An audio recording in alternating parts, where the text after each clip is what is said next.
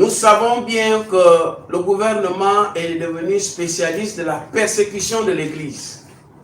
Et l'Église est toujours dans cette persécution gouvernementale, au point où tout fonctionne dans le pays, les écoles sont ouvertes sans le respect des mesures barrières, sans les gels, sans rien. Et les élèves sont entre 60 et 80 par classe, mais les mêmes élèves sont interdits d'aller à l'église.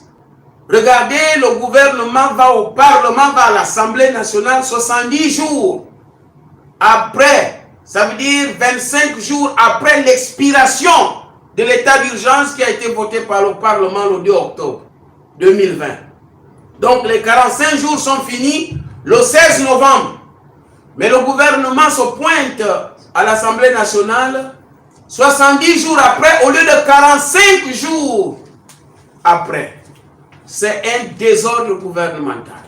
Parce que vous tournez les gens en bourrique. Vous tournez le peuple en bourrique. Vous allez à l'Assemblée nationale quand vous voulez.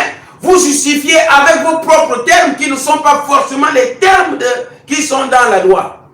Comment pouvez-vous expliquer le 70e jour, le vendredi 11, pendant que les députés sont même chez eux en train de manger, on les appelle, voilà le ministre de la Santé doit passer à l'Assemblée nationale pour présenter l'exposé de motifs. C'est quoi un ministre de la Santé devant les parlementaires? Ça veut dire on croyait à un moment donné qu'il n'y a que l'Église que le gouvernement bafoue ou néglige, mais on constate que le gouvernement s'en fout même aussi du Parlement en convoquant les parlementaires au coup d'une baguette.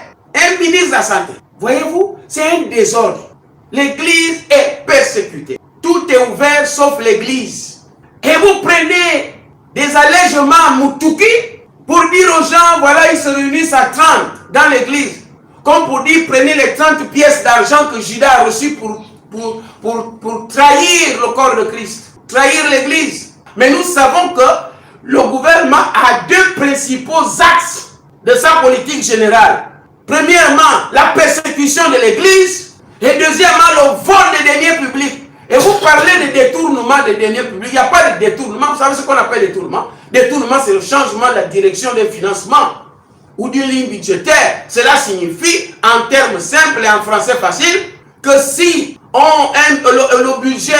un budget est alloué pour la construction d'une école, par exemple, et au lieu de construire l'école, on a construit un hôpital.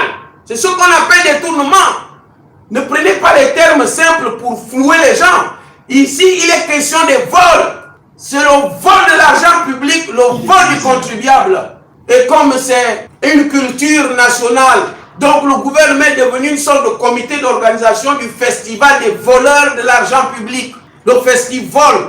Et comme c'est un festival, le prix est décerné cette année au ministre de l'économie. Et comme c'est un sport national, c'est-à-dire la compétition du meilleur voleur, ça devient une fédération nationale des voleurs des deniers publics, le FENAVOL.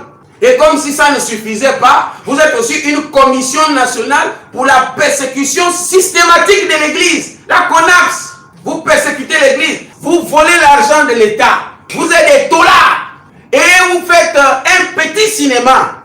Le ministre de l'économie a démissionné. Ah bon? C'est le gouvernement qui doit démissionner. C'est un gouvernement qui a prouvé ses insuffisances. Il n'y a pas d'école construite, pas d'université, il n'y a rien. Tout ce qu'on sait, c'est la persécution de l'Église et voler l'argent de l'État. Voilà le travail du gouvernement. Donc, il n'est pas question ici que le ministre de l'économie démissionne seul, c'est le gouvernement, tout un gouvernement qui doit démissionner. Ça veut dire que Alice au pays des merveilles, chef du gouvernement, doit déposer la démission. Quitte au président de la République d'apprécier la reconduction d'un nouveau gouvernement, c'est à son appréciation. Comme on est en décembre, on a donné le prix Nobel de la paix là-bas, le prix Nobel de littérature, il y a aussi le prix du festival des voleurs des deniers publics, comme on est en décembre.